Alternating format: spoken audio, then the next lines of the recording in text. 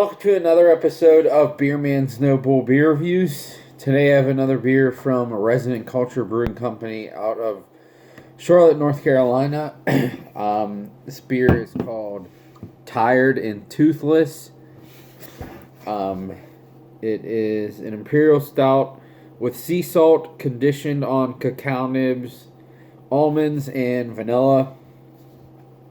And it is 12% ABV.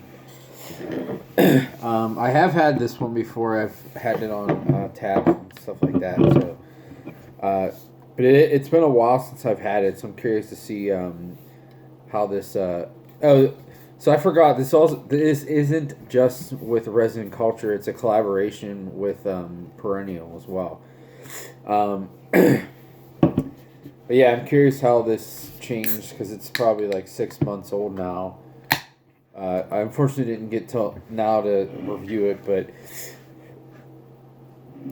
you know that's not that old. It should still be plenty good, and it might even be better because sometimes I like when some of the additives fall off a little bit. Excuse me. And you get more of the base stout, so we'll see.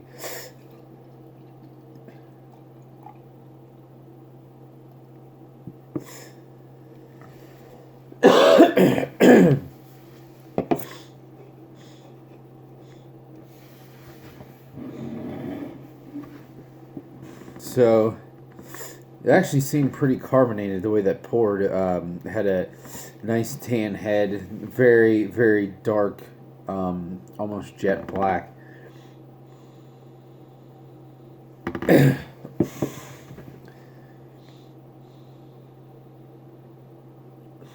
So I for sure get the dark chocolate and the vanilla.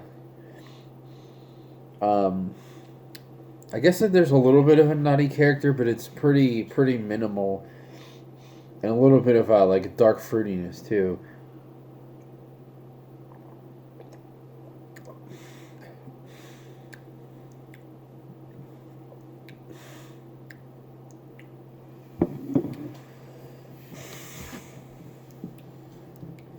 So I kind of forgot what these were like. So the last two Imperial Stout releases they did in 500 milliliter like matte black bottles. And before that they did 4 different can variants. They did Don't Read the Comments, which I did a review for already. This one, Lonely Universe, which I did a review for, and Country Club Kids, which I have not done a review for. But these ones in the cans, to me, I always liked a lot, because even though they're sweet, they still, like, the additives weren't that big. So you still really got, like, a really nice base stout. The ones now, they're still really, really good, but the additives are, like, really, really in your face.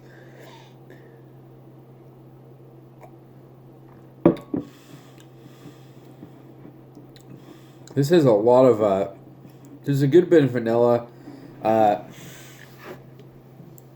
some nice there is a good bit of dark chocolate and some nice roasty malts, and a little bit of dark fruit, and there's a lot of like caramel sweetness to it as well, which sometimes you don't get that in stouts. A lot of times they're just all dark fruit or all roast, but this really has like a nice caramelly flavor to it.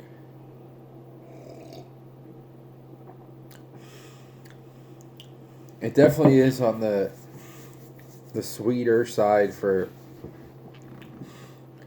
Well, I guess by today's standards, it's not really on the sweeter side. It's probably kind of just in the middle as far as sweetness for Imperial Stouts. But it's for sure not like a traditional big boozy but yet dry and roasty Imperial Stout. It's definitely not like that. I would say the additives play a role in this. I don't know if I would like. I guess I get the sea salt because it does have a little bit of this like savory character. But if I didn't know it was in it, I don't think there's anything about that would make me think that it wasn't here.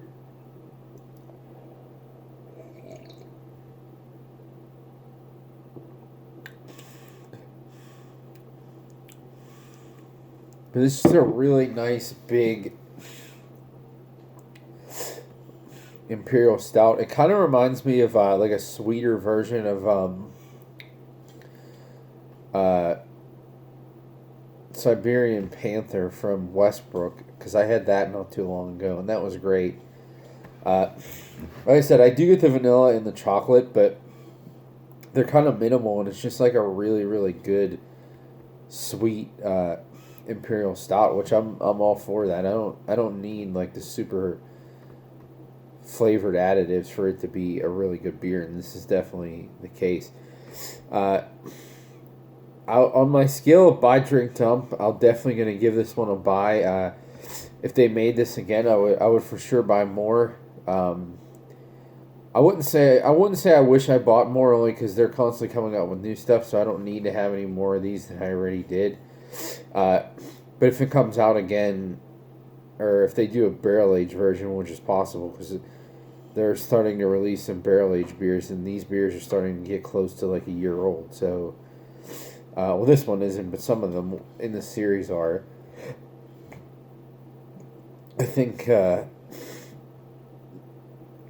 would definitely like to check those out. But even if they just did another regular version of this, maybe scaled it up a little bit like they did with Lonely Universe and like with the Twice as Lonely, I think if they did one that was called like More Tired and No Teeth or something like that, I don't know, like a scaled up version, I think it would be really cool to try, and I for sure would buy that. So, and I think this was like $7 a can, which, you know, is pretty reasonable. $7 a pint for a 12% Imperial Stout is pretty reasonable by today's standards. So this is definitely a buy for me. Another really great beer by Resin Culture and Perennial. So that's all I got in this one. Please like, comment, subscribe. Let me know what you think, and I look forward to doing the next one. Thanks.